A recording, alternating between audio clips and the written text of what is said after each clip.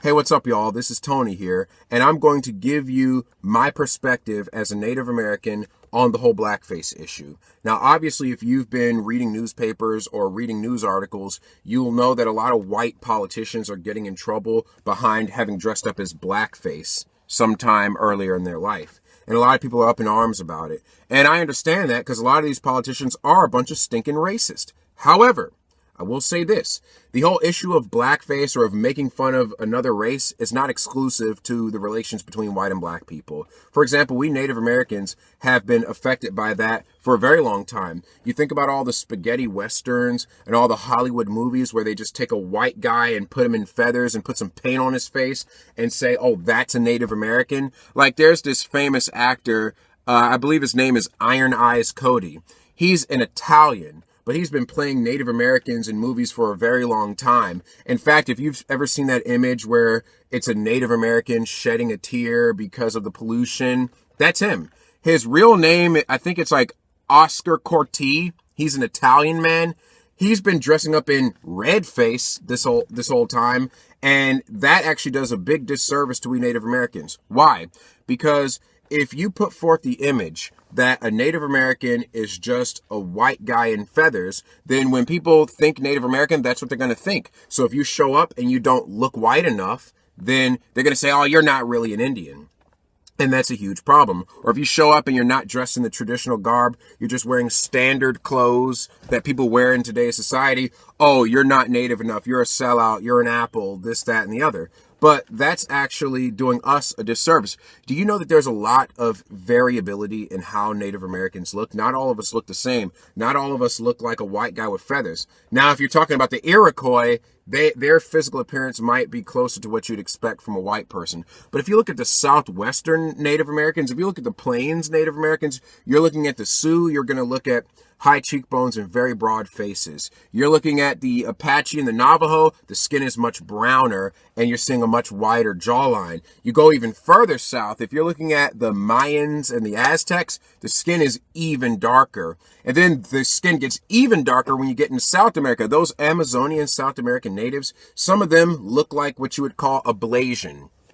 And so we vary in phenotype due to our regions. And then not only that, but after colonization and after contact with the Europeans and after African slaves were brought over to the United States, a lot of my ancestors married outside of their race. A lot of we Native Americans married outside of our race just to survive.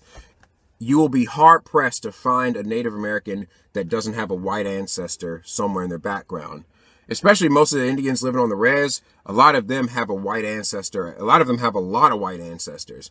And then there are a lot of Native Americans that have black ancestors. You know, in my family, I happen to have both. You know, my Native American ancestors married, some of them married white, some of them married black. You know, I'm all blended up. But, you know, at the end of the day, I'm still Native American. And the point is, because of all that blending and because of all the regional differences that were already there, we don't all look alike. That stereotype of, you know, just a white guy with feathers, that does us a disservice. So that's why I'm even bringing this up, is because this is something that has affected my ancestors too.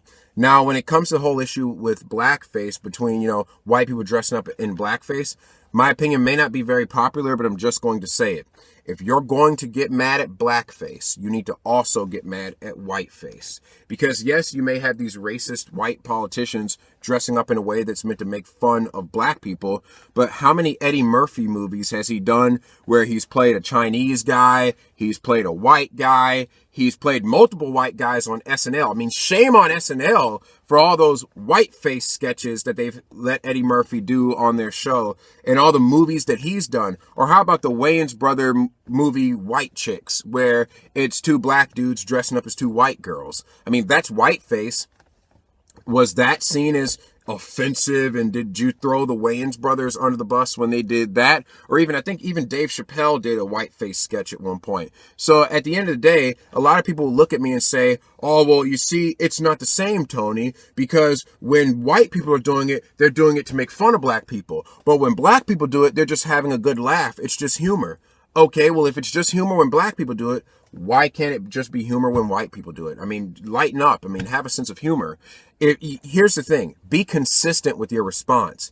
If you're going to find the Wayans Brothers White Chicks movie funny, you should find Blackface funny too. But if you find Blackface offensive, you should also find the Wayans Brothers White Chicks movie offensive as well. Because at the end of the day, in either case, you're being stupid and making fun of somebody for how God made them, and that's not really fair. So at the end of the day, we as America, we just need to grow up and be more mature and move past all this garbage. And especially you liberals out there, you Nancy Pelosi worshiping, Chuck Schumer butt kissing, Harry Reid following, Alexandria Ocasio-Cortez aficionados.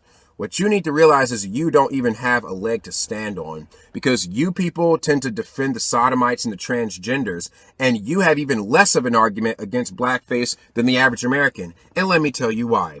Because if the whole idea behind blackface is it's not okay to imitate and appropriate a demographic that you don't belong to, then why do you let the transgenders do it? I mean, just think about it. I'm just going to put it bluntly. If it's not okay for a white guy to pretend to be black for a few hours, why is it okay for a dude to pretend to be a girl for the rest of his life? That's stupid and that's inconsistent logic. And deep down, you know it doesn't make any sense.